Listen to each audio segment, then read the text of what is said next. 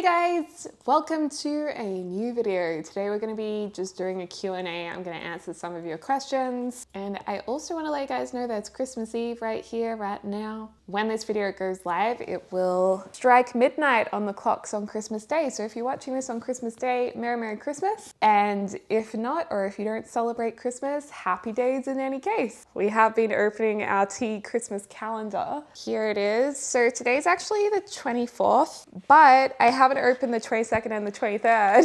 So let's open them all. We have an after dinner. So it's fennel, roast chicory, and cardamom. It smells really good. On the 23rd, it's 3 licorice. I do like licorice, but I'm not sure if I'm in the mood for a licorice tea today.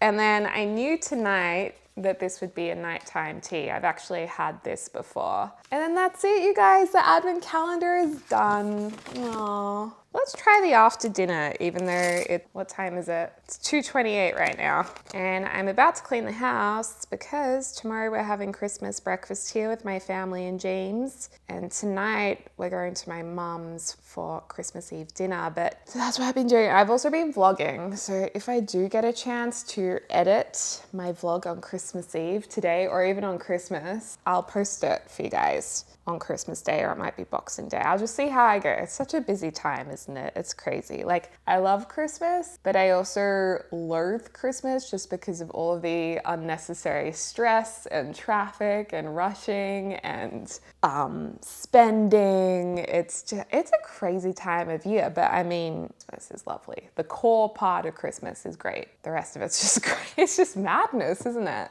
Although I am looking forward to some Boxing Day sales, and Boxing Day in Australia is the day after Christmas. I thought that was a thing everywhere, but some of you guys were like, what's Boxing Day? So it's the day after Christmas and we have big Boxing Day sales. So we do have Black Friday in Australia now. We kind of caught on to that US tradition maybe the last decade. But Boxing Day, that has usually been our big sale day, especially if you are lucky enough to be gifted any money on Christmas. You could spend your Christmas money that day, and the stores absolutely flood, and people like wait at the door for the store to open and they like run in to grab stuff. I've never wanted to do it before, but you know, some people get a thrill out of it. Have you and James talked about kids? This is a funny question because this is a question that upsets a lot of viewers, because I know a lot of people, when they're asked that, they immediately say, oh, that's not their business and it's rude to ask. I'm actually okay with being asked questions like that. And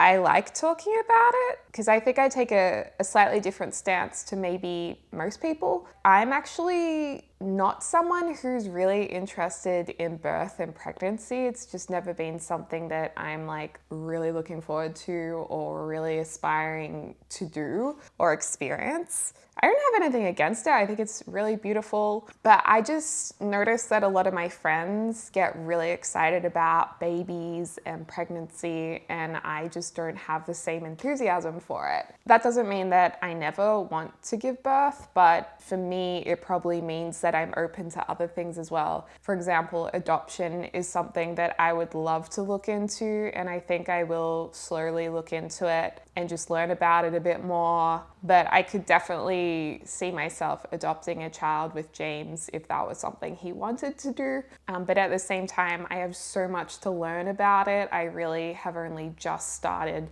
looking into it a bit and seeing what options there are. In terms of James, I don't want to speak for him because this is a private topic for a lot of people.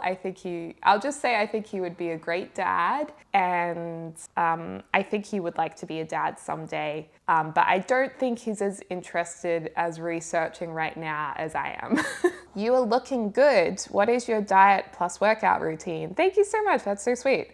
Some of you guys might know that recently I did like 8 weeks of a health and lifestyle program. I just really needed to be involved in something that helped me healthier in my overall lifestyle. And it's been really great. So now I have finished that program. I'm continuing to eat better. I've switched to eating a lot more vegetables and good quality protein. processed, sugary, salty, sodium-filled foods. And I'm feeling a lot better because of it. A bit more energized, less stressed. It just, once you start eating, moving, sleeping, drinking lots of water, you know, it affects everything. It affects your mind, it affects your body, it affects your energy, your hormones. And that's really been great for me. And I think some of you guys have been noticing, which is really motivating as well. And then in terms of exercise, I, for the first time, have been doing less cardio, walking more, doing something more high tense in terms of cardio, like once a week, skipping, jogging, what have you. But most of the time I'm now doing like simple strength workouts at home with weights and resistance bands. And I did a video on that recently if you guys want to check it out. Did you suffer from anxiety when you were younger? So I speak a lot about anxiety, or at least I have in the past. I do have an anxiety disorder. My therapist actually doesn't like to put too many names to anxiety because she's like, it's just so broad and it's so personal to every person. It's just like, I rather just talk about how you deal with it day to day. So I just say I do have an anxiety disorder because I deal with it every day, and I do run very highly strung a lot of the time.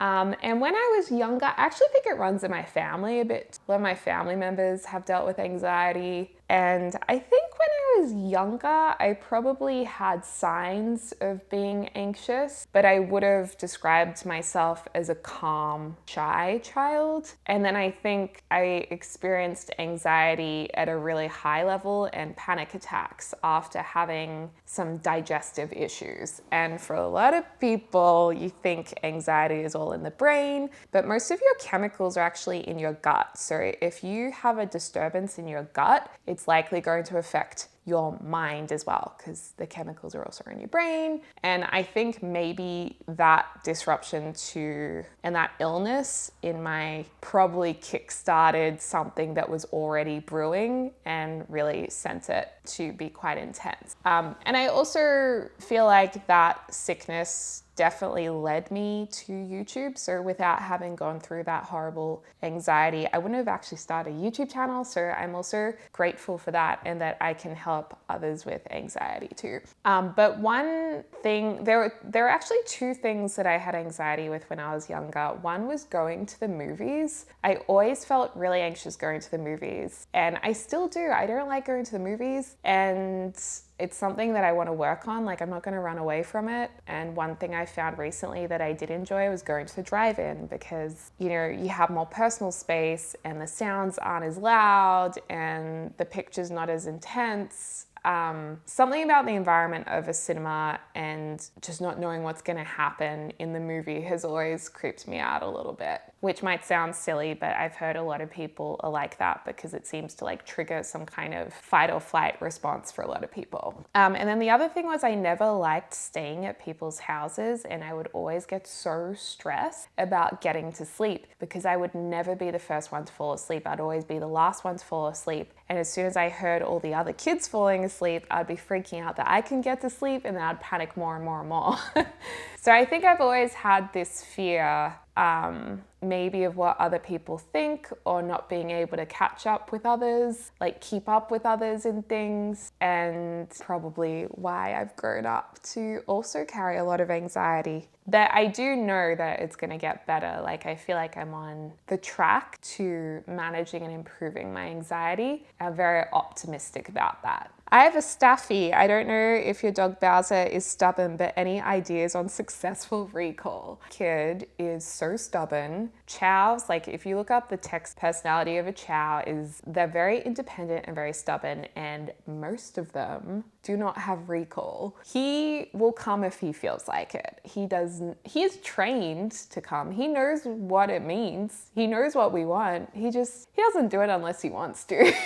So even with food, he's not very food driven. So food is not enough. Even if he had he wouldn't come. So yeah, I don't know. I think at the end of the day, some dogs, kind of like humans, you can't force them to do anything unless they want to. Most dogs you can, but not all. If he's food driven, I'm sure you can just carry food and they'll come if they think there's a good chance you'll have food that they like. Where do you want to travel next? I mean, when COVID allows it. I really miss New York and Boston. I think I would love to go to New York and Boston pretty much as soon as I can. Also within Australia, I felt limited with travel. I would love to go to Noosa on the Sunshine Coast. That's one of my favorite places ever. Of course, I'd like to move more freely to Sydney, where James's family is, and back to Victoria. But we've also just been through the experience of being stuck there for 5 months and not being allowed home.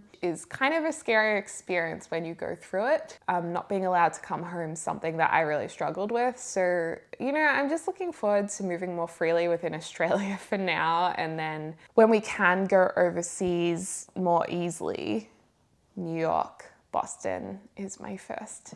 And Boston are my first places to go. How do you stop people petting Bowser? My dog hates attention, but people won't leave him alone. So there's a couple of things you can do. This first thing I haven't done, but I know other dog owners do this and it's great. You get a dog harness that says on it, like no pats or I'm shy, you know, have something written on them, and people will usually respond to that really well and respect that you can't pat them. Another thing I know people say that isn't necessarily true is they will say my dog's aggressive, don't pat them, and then they definitely won't pat them. I don't mind people patting Bowser, but I say don't just pat him on the head. Put your hand out for him to smell and he'll come to you if he wants. And generally people are pretty good about that too and respectful. What made you want to be a YouTuber, and did you always want to be a YouTuber? I didn't aspire to be a YouTuber. I originally created my channel because I was sick and I didn't have any friends who liked The Sims, so I thought this was a good way to keep myself occupied, and also some other people who enjoyed Sims as well. That's really what I wanted to do. I just wanted to make friends with people who played Sims, and then it took off. I was very lucky. But I always say don't on YouTube aspire to be a YouTuber or aspire to be famous or aspire to make lots of money. Do it as a hobby, because it's just very, very difficult space to reach success in if you judge success on money and fame. Opinion on Planet Zoo. So Planet Zoo is a game and I really like Planet Zoo, and I played it before. It was so much fun. It's such a gorgeous game. I love the graphics. I love the music. I really love everything about Planet Zoo, but I unfortunately haven't done much coverage of it because it is so hard to film with the program I use to record gameplay, OBS. I don't know what it is, but Planet Coaster, Planet Zoo, whatever game engine they use is so laggy with OBS, really why I don't film much of it. Other people obviously film it without, well, it appears without issues, but whenever I've actually spoken to those people, like James, they say they've had a lot of difficulty with lag as well. So it's just, I have to film, you know what, I'm not even gonna go into it. It's so complex. How was the experience of getting a house in the middle of a pandemic? That's a really interesting question, because in Australia, I think the housing climate could be different to other places in the world, but at the same time, it could be quite similar. So in Australia, the market has kind of gone crazy in areas away from the city. Trying to lease or buy away from the city has been really challenging for us. Like, we'd go to lease a house last year away from the city, and we'd get there for the open inspection, and there would be like a line of people going to look at it, and because we have a dog, we're not going to be chosen to rent any houses because people usually pick a family without a pet first, usually. So we really struggled with that. In terms of acquiring a home or buying a home, I find it so hard to actually say we bought a house, because growing up, this was something that I never thought was possible, and I knew how hard it was watching other people buy houses and talk about it, or having property in their family. So I actually really struggled to say the words buy a house or we bought a house. And it's actually something I've spoken about with my therapist, and she said you should speak about it. So that's what I'm trying to do. But yeah,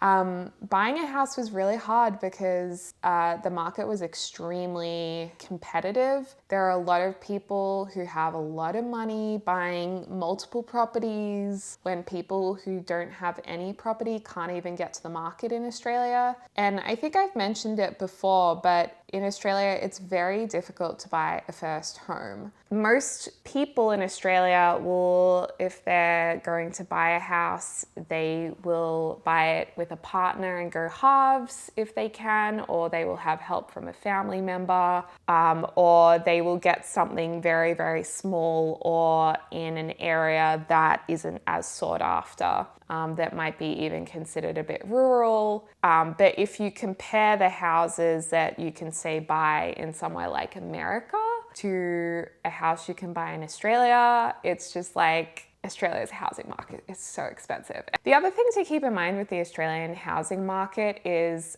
you have to remember Australia is like our own continent. We're so far away from the rest of the world. So if we want to import anything from overseas, it's going to cost way more because one, we're just one country on our own here, and two, just the shipping, the flight, it's going to take a lot longer for us to get materials, and it's therefore going to be a lot more expensive. Do you have endometriosis? Not that I know of. I have had a lot of issues with my periods where they wipe me out a lot. I've had a bit of pain. Pain hasn't been so bad. It's mostly been like big mood swings and very heavy periods, very irregular periods, very light periods. But since I've been eating better and I did 8 weeks of this health program, I, for the first time ever, or maybe since I was like 14, had a regular period on time, no pain. I was really lethargic the last few days. I was so wiped out still.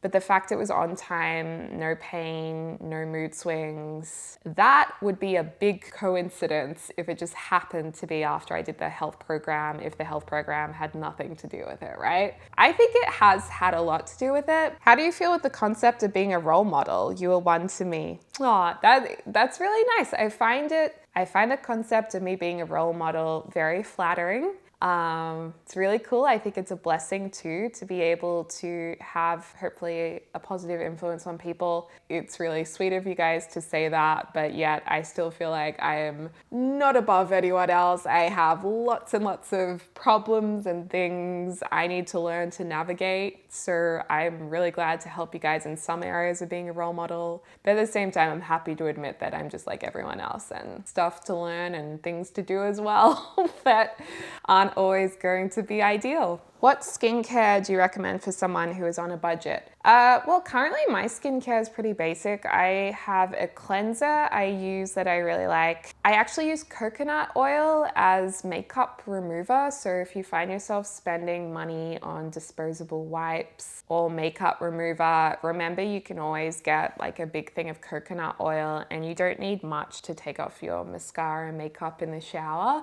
It's really good for eye makeup, I find. But of course, everyone's skin is different, so I don't know if that works for everyone. The other thing is moisturizer. I mean, the thing is, you can always look up how to make your own skincare, and you can do quite well with that. So that is one option, making it yourself. If you really don't have money to spend on already made things, why not try and make it yourself? You could even end up selling it at a market or, teaching others. So that's an option. I think one cleanser that one of my friends uses, she has the most beautiful skin. That's quite a nice affordable cleanser in Australia.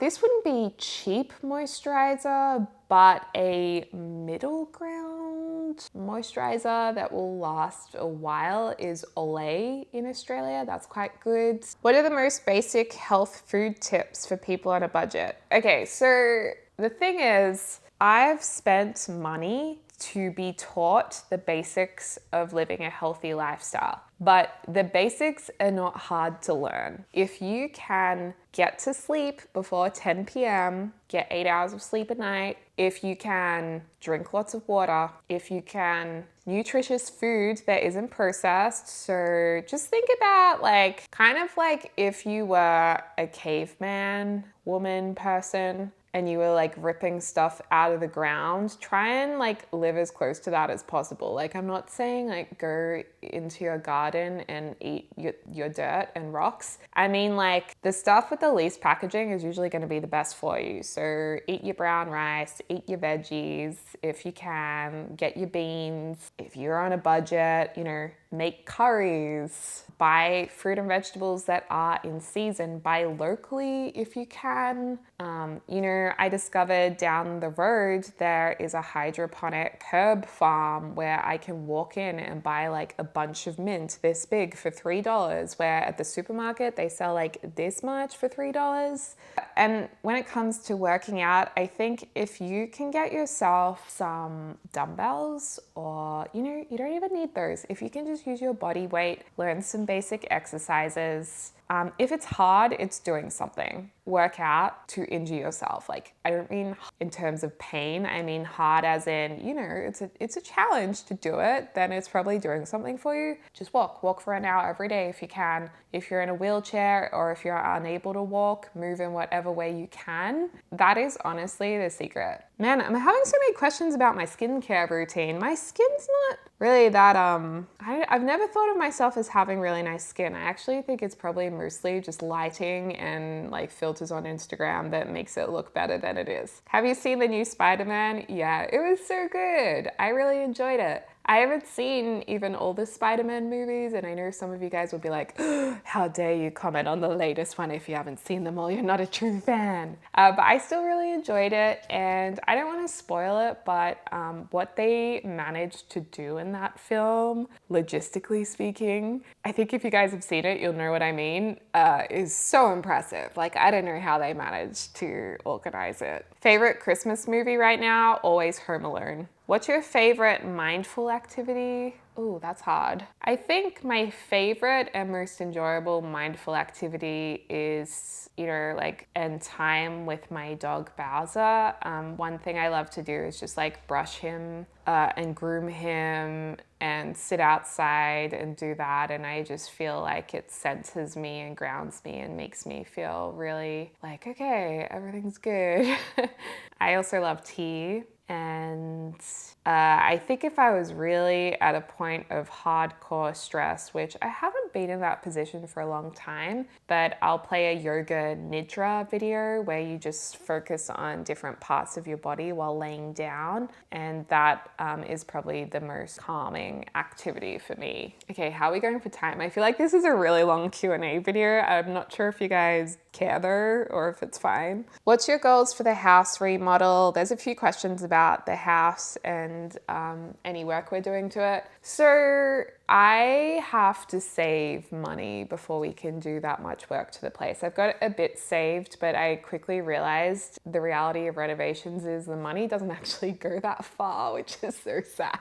But you know, early days still, and also it's really difficult to find a tradesperson to actually start doing the work around here. So I think in terms of finding people to do the jobs, Christmas right now is impossible to find anyone. So we're not doing it right now, but we'll start next year, hopefully. Probably some of the things I'm most excited about would be redoing the cupboards, eventually redoing the kitchen, but that's going to be a big job. So that might take a couple of years. And I'm really excited about that blue feature wall in the hallway. I want to put vertical white panels. I think that'll look really nice. And patching up a few walls. I'm also really excited to rip up carpet in the bedrooms and put more floating flooring, and also to get new blinds and curtains. So there's a lot that I want to do, but at the same time, it's not that much compared to like full-blown renovations. Mostly mostly just like aesthetic things. But I think it's gonna look really good once things start happening. And I think it's really good to need to work towards these things and save for these things. Like often you wanna just have money grow on trees so you can do whatever you want, and you're like, oh, how wonderful it'd be just to do